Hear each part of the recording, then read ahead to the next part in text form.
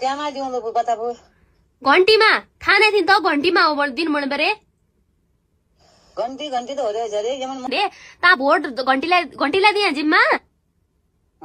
हाँ बालिङ दाइलाई बालेन दाइ नै हेर्नु बालेन दाइ गएर नचेलो होला बाउ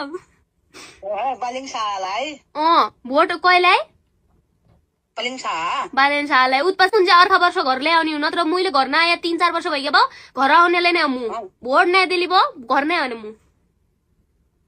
त सल्लाह दिने हो नि बालिङलाई दिने हो म त ल बालेनलाई दियो उत्पास आफ्नो मनेको जाने हो गद्दियो म त सबैलाई हय हय भन्नु हो रे तर लास्टमा भोट दिने बेला घन्टीलाई दिए जिम्मा नत्र म अर्का वर्ष घर आउने भयो उत्पासा घन्टीको प्रचार वाला नयाँ नारे घन्टीको प्रचार वाला नआइ गेलले तू झाइबेर उहाँलाई घन्टीमा छप्प हान्दिए छाप भयो सक्यो गुरल घन्टीको चित्र नआएको घन्टीको चित्र आउने हो मैले मु देखाउनु घन्टीको चित्र कसो हुन्छ भनेर अल्लै पठाउनु मु